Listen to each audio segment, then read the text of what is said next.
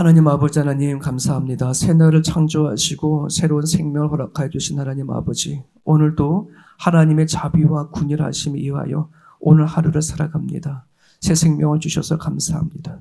보고 듣고 말하고 행동하며 움직이며 살아갈 수 있도록 허락하여 주셔서 감사합니다. 주님 앞에 나와 기도하고 찬양할 수 있는 자로 세워주셔서 하나님 감사합니다. 주님, 예수 그리스도의 핏값으로 사신 하나님의 교회를 생각합니다. 나는 죽고 예수로 살기 위하여 모인 식구들마다 서로 더불어 함께 주의 교회를 세워가기에 부족함이 없도록 인도하여 주셔서 더욱더 형제를 사랑하고 자매를 사랑하는 관계로 아버지 살아가는 우리 공유교회가 되어볼 수 있기를 간절히 바랍니다. 죽어서 가는 하나님의 나라가 아닌 이 땅의 하나님 나라가 우리 교회 안에서 가정 안에서 퍼지고 또 확정되어질 수 있기를 원하오니 가정들마다 하나님 나라를 경험하고 살아갈 수 있도록 아버지 하나님 붙잡아 주시옵소서. 점점 마지막 때로 살아갑니다. 점점 이기적인 세상에 사는 세상이 되어져 가고 돈만 사랑하는 세상이 되어져 갑니다. 이때일수록 저희들이 힘써 하나님의 공동체를 세워져 갈 수 있는 우리들의 모습 되시도록 도와주옵소서. 이기적인 자가 되지 말게 하시옵소서. 교만한 자가 되지 말게 도와주옵소서. 나만 믿고 살아가는 자가 되지 말게 도와주셔서 늘 아버지의 마음으로 성도들을 바라보게 하시고 그리스도의 심정으로 성도들을 사랑할 수 있는 우리 모두가 될 수 있도록 아버지여 인도하여 주옵소서. 오래 참고 기다리시기까지 하시면서 우리를 구원해 주셨던 하나님의 그 마음을 바라보게 하시고 닮아가게 하셔서 우리 또한 사랑하는 성도들을 참아내고 기다려줄 수 있는 우리 모두가 되줄 수 있도록 아버지 인도하여 주옵소서. 갑자기 찾아온 질병들 앞에 낙심되어지고 절망되어진 사람들도 있었지만 우리에게 믿음을 주사오니 믿음으로 이겨내게 가게 하여 주옵소서. 아버지, 이 시대에도 하나님의 기적이 있기를 우리는 기도합니다. 하나님의 뜻에 의해서 일어나는 표적이 있기를 간절히 바라고 원하오니 역사하여 주시고 인도하여 주셔서 가정들마다 있어야 할 하나님 기도 제목 위에 응답하여 주옵소서. 오늘도 말씀 붙잡고 기도하고자 합니다. 하나님 아버지 들을 길을 열어 주시옵소서. 예수님의 이름으로 기도합니다. 아멘. 우리 오늘 말씀을 보겠습니다. 예레미야 11장입니다. 예레미야 11장 1절에서 17절.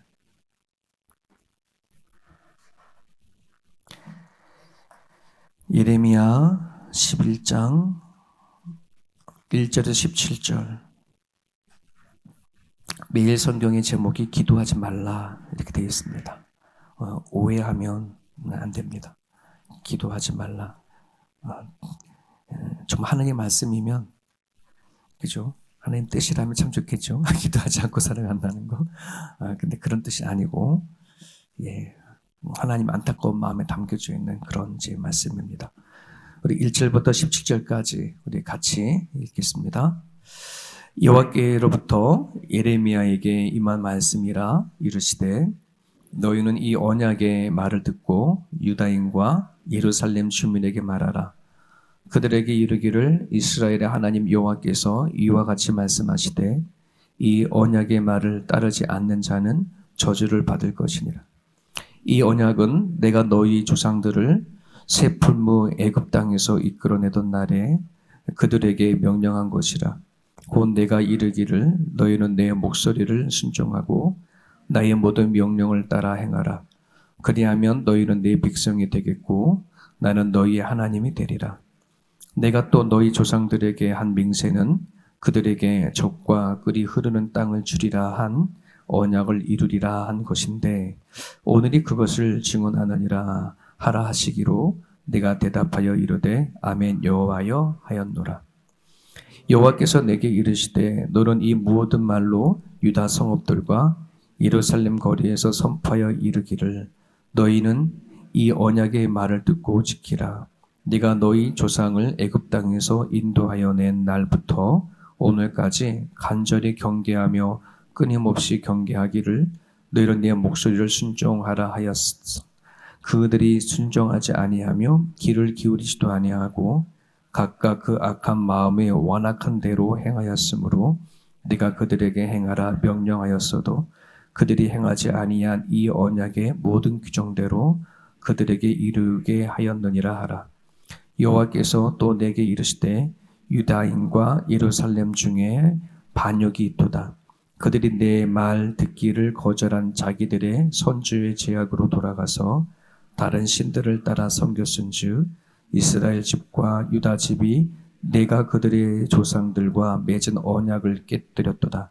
그러므로 나 여호와가 이와 같이 말하노라. 보라, 내가 재앙을 그들에게 내리리니 그들이 피할 수 없을 것이라. 그들이 내게 부르짖을지라도 내가 듣지 아니할 것인즉 유다 성읍들과 예루살렘 주민이 그 분향하는 신들에게 가서 부르짖을지라도 그 신들이 그 고난 가운데에서 절대로 그들을 구원하지 못하리라. 유다야, 내 신들이 내 성읍의 수와 같도다. 너희가 예루살렘 거리 수대로 그 수치스러운 물건의 제단 곧 바알에게 분향하는 제단을 쌓았도다. 그러므로 너는 이 백성을 위하여 기도하지 말라. 그들을 위하여 부르짖거나 구하지 말라. 그들이 그 고난으로 말미암아 내게 부르짖을 때에 네가 그들에게서 듣지 아니하리라. 나의 사랑하는 자가 많은 악한 음모를 꾸미더니 나의 집에서 무엇을 하려느냐? 거룩한 제물 고기로 내 재난을 피할 수 있겠느냐? 그때 네가 기뻐하겠느냐? 여호와께서는 이 그의 이름을 일컬어 좋은 열매 맺는 아름다운 푸른 감람나무라 하였으나 큰 소동 중에 그 위에 불을 피웠고 그 가지는 꺾였도다. 바알에게 분향함으로 나의 노여움을 일으킨 이스라엘 집과 유다 집의 악으로 말미암아 그를 심은 만군의 여호와께서 그에게 재앙을 선언하셨느니라. 아멘. 참 가슴 아픈 이제 이야기입니다. 하나님의 언약을 잃어버리고 하나님을 향하여 반기를 든 하나님에게는 사랑한 딸과 같고 자녀와 같은 이스라엘 백성들의 그 반역들이 하나님 가슴을 아프게 한 이야기가 담겨져 있습니다. 먼저 3절에 이런 말씀이 있죠. 그들에게 이르기를 이스라엘 하나님 여호와께서 이와 같이 말씀하시되 이 언약의 말을 따르지 않는 자는 저주를 받을 것이다. 이 언약을 따르지 않는 자. 이스라엘 백성들, 이미 이제 예레미야를 통해서 하나님의 말씀을 전할 때에는 북이스라엘 백성들을 이제 멸망을 하고 이제 남유다의 백성들에게 이제 계속해서 또한 얘기해 주시는 그런 메시지가 담겨져 있지 않습니까? 북이스라엘이나 남유다는 다 하나님의 언약의 백성들이죠. 창세기에 하나님께서 아브라함을 부르셨을 때에 전혀 하나님의 자녀가 아니었던 사람을 불러서 이스라엘의 민족을 세워 가셔서 하나님의 언약 관계 속에 만들어진 그런 이제 관계의 그 후손들이지 않습니까? 그런 부분들 안에서 하나님은 이 이스라엘과 맺은 그 언약을 통해서 두 가지의 그 관계가 맺어졌었어요. 그래서 언약이 주는 두 가지 역할이라고도 말을 하기도 하는데요. 하나는 뭐냐면 이 서로 아무런 관계가 없던 사람들이 언약을 통해서 관계를 맺어주는 역할을 하게 되어진 거죠. 즉 아브라함이 하나님 앞에 아무런 관계가 없었던 사람이잖아요. 근데 하나님이 그를 불러가지고 언약과 약속을 함과 동시에 아브라함은 하나님의 자녀가 되어줬고 또 그를 통해서 또 하나님께서 일하시는 관계가 맺어진 거지 않습니까? 서로 남자와 여자 전혀 피 한 방울 섞이지 않은 남남도 그들이 결혼이라고 하는 약속을 통해져서 혈연 관계보다도 더 깊은 관계로 맺어지는 그런 관계가 되어지는 것처럼 이 언약이라는 것은 그런 역할을 하게 되어집니다. 하나님은 이스라엘 백성들을 통해서 이렇게 말씀해 주셨습니다. 너희가 나의 말을 듣고 순종하게 되어지면 너희는 나의 백성이 되고 나는 너희의 하나님이 되어주겠다라고 약속을 한 거야. 그러니 이스라엘 백성들은 하나님에 대한 말씀을 순종하기만 하게 되어지면 하나님과의 이런 관계가 영원토록 끊임없이 계속 진행이 되어지는 거겠죠. 그래서 언약에는 이러한 역할이 있고 또 하나의 역할이 있다면 이스라엘 백성들의 위치를 견고하게 해주는, 즉 그 당시엔 족장 시대잖아요. 그러다 보니 족장이 어떠한 힘을 갖고 있느냐 또는 그 나라 공동체를 이루고 있는 왕이 누구냐에 따라서 그의 파워와 그들이 세상 속에 살아가는 위치가 달라지는 시대였거든요. 하나님이 이스라엘 백성들을 하고 언약을 하는 그 순간에 이스라엘 백성들은 하나님의 백성이 되어진다고 하니 그들의 위치는 이 땅에선 어마어마한 거죠. 하나님의 자녀가 되어지는 자리지 않습니까?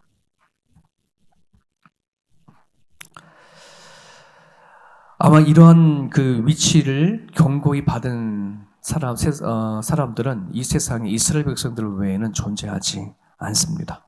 하나님께서는 그런 체결을 해주셨습니다. 북이스라엘이나 남유다 사람들은 딱 한 가지 하나님의 말씀에 대해서 순종하고 하나님의 말씀에 따라서 살아가기만 하면은 하나님께서 영원토록 이스라엘 백성들의 위치나 그들이 살아가는 이 세상 살아가는 삶의 자리 그리고 하나님과의 그 관계를 영원토록 지속시키겠다라고 하는 이 약속을 한 겁니다. 엄청난 약속이고 축복이죠. 여러분 오늘 우리가 예수 그리스도를 믿고 이 자리에 서서 크리스찬이 되어졌다라고 하는 것 또한 언약 관계입니다. 그냥 하루아침 뚝 떨어진 얘기가 아니라 우리가 예수 그리스도를 주로 고백하고 시인하고 믿음으로 하나님께서는 우리들의 그 믿음을 통해서 의롭게 하시고 또 하나님과 우리들의 관계 또한 아버지와 아들의 관계가 되어졌고 우리가 이 땅에 살아갈 때의 지위와 위치는 하나님의 자녀로서의 위치로 또 살아가는 거 아니겠습니까? 또 하나님의 일꾼으로 살아가는 위치가 되어진 것처럼. 그래서 오늘 똑같이 하나님 우리들에게 하나님의 말씀에 따라 순종하고 살아가게 되어지면 하나님께서 우리에게 하신 그 약속에 대해서 반드시 책임져 주겠다라고 하는 약속이 우리 성경에서 끊임없이 우리에게 하시는 거예요. 고로 우리들에게는 뭐만 하면 돼요? 하나님의 말씀에 따라 순종하고 살면 되는 거예요. 아주 간단해요. 우리가 예수님 믿고 살아가면요. 이게 복잡하지가 않거든요. 원래 우리 사람은 하나님 믿기 전에는 되게 복잡한 사람이에요. 이 사람이라는 사람이 얼마나 이게 알아가기가 힘이 듭니까? 깊은 물속으로 알아도 사람의 속을 모르나 할 정도의 그런 우리 사람도 복잡한 사람인데 이 복잡한 사람들이 하나님 믿고 살아가면은요 점점 단순해질 수밖에 없고 간단해질 수밖에 없어요. 그냥 왜 하나님의 말씀에 순종하고 살면 되어지는 거니까. 근데 이 간단하고 단순한 것이 잘 안 되는 거예요.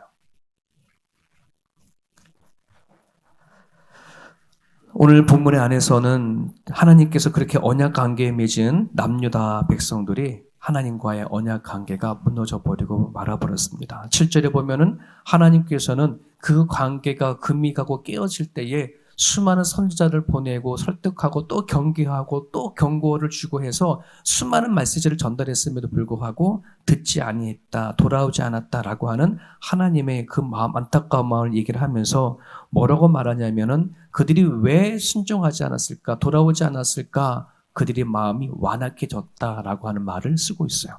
완악해졌다.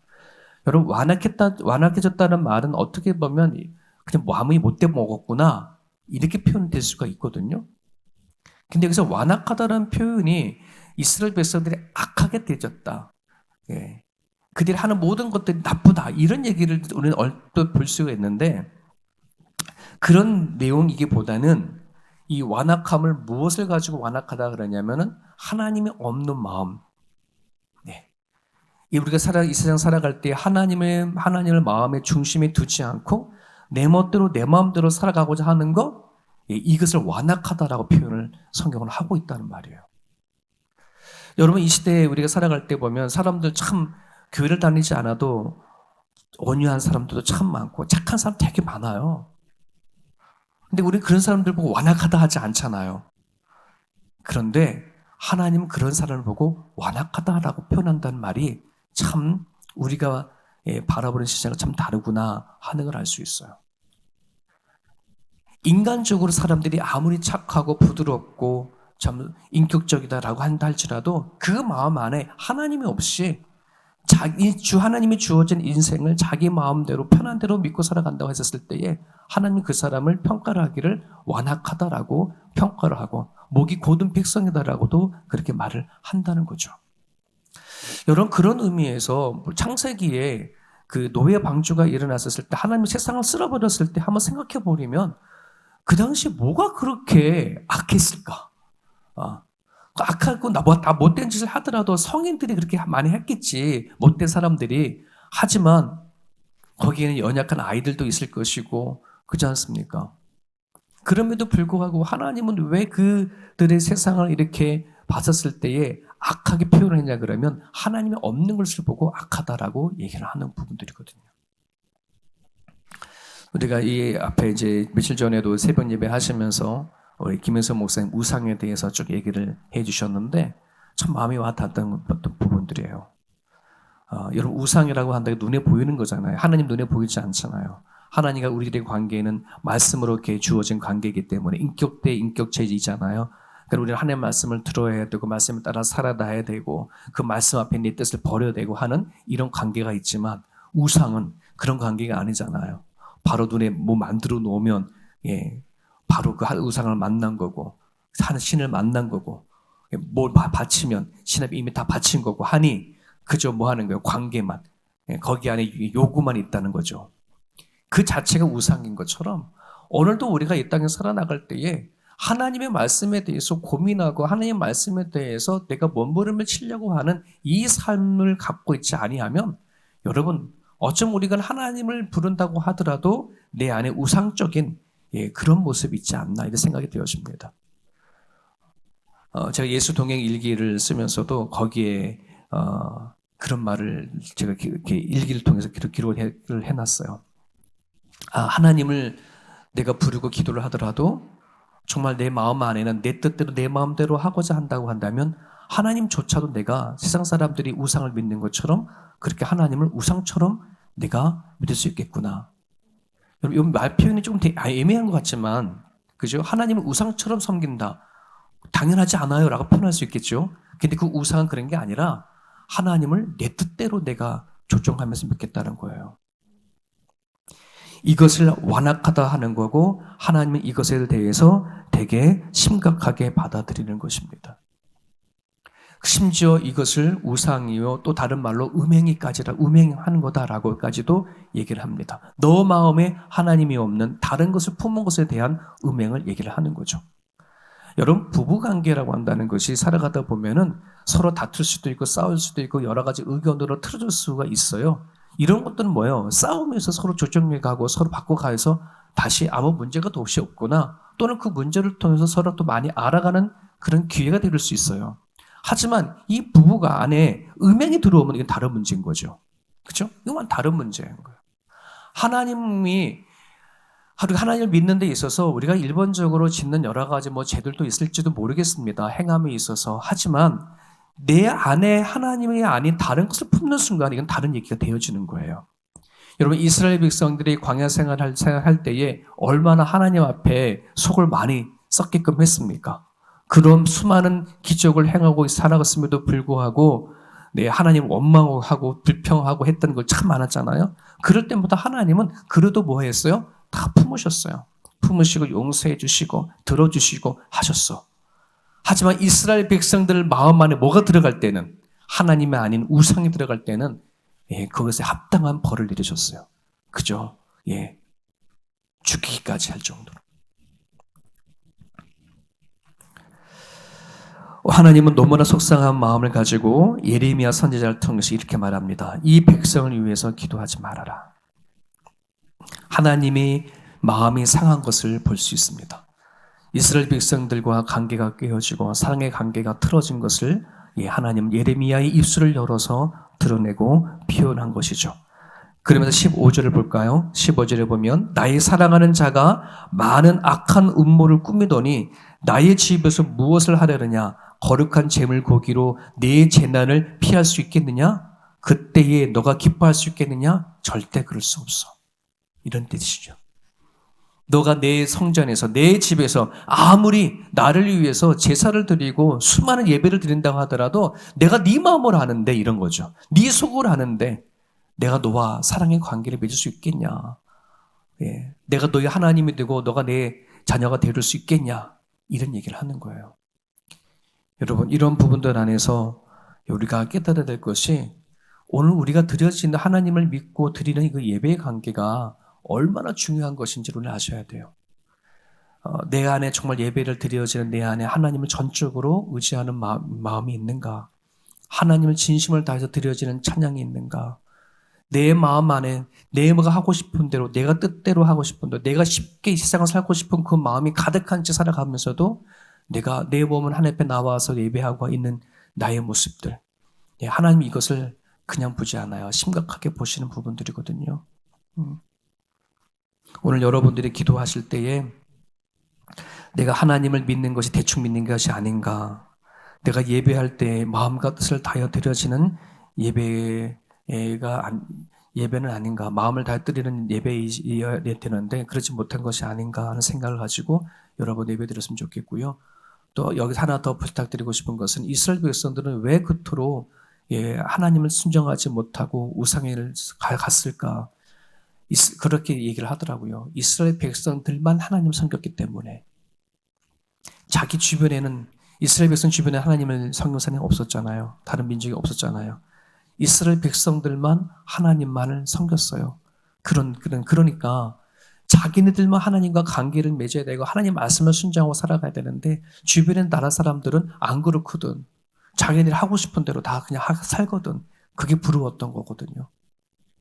그러니 이스라엘 백성들은 그게 너무나 유혹이 됐던 거예요. 하나님 말씀을 붙잡고 살아간다는 거. 하나님의 말씀 의지에 살아간다는 것이 불편하고 그냥 남들처럼 편안하게 내가 쉽게 그냥 하나님 믿고 살아가는 것이 더 좋아 보였던 거거든. 여러분 오늘도 우리가 하나님을 믿으면서도 그런 유혹과 그런 마음 갖고 살아갈 수 있어요. 좀 더 편하게 신앙생활하고 좀 더 편하게 내 마음대로 살아가고 싶어하는 마음들이 참 많거든요. 여러분 오늘 우리 이 교회가 점점 연약해지는 이유가 뭐예요? 점점 편해지려고 하는 거예요. 점점 쉽게 믿으려고 하는 거예요.